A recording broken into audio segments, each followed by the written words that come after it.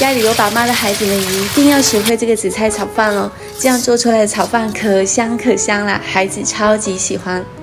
把锅微微加热之后，放一点点油，油不用太多的，给它润一下锅就可以了。小半片紫菜放进来，开最小火，然后像这样子打圈圈，把紫菜烤熟，两面都烤到它呈现这种淡淡的绿色，把它放到保鲜袋里面，尽量的捏碎。这一款午餐肉应该不用特别介绍吧，160多万的销量了，香精、味精、色素这些都是零添加的，它的肉含量达到85%，超过55%以上是用了黑猪肉，所以是特别香的。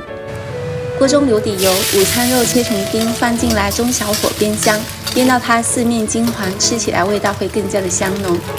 不用洗锅，重新放油，油可以放多一点点。两个重点，一个是油一定要烧得够热，第二个要点，鸡蛋不要打发，鸡蛋要像这样子原液倒进来，把它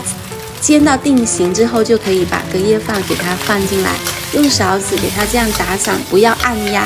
好吃的炒饭一定要炒到它松散、粒粒分明。把午餐肉放进来，紫菜。这里有一个关键，就是一定要把紫菜给它翻拌均匀了之后再调味，要么你就先调味之后再放紫菜，不然你倒下去的调料全部被紫菜吸收住，那味道就不够均匀。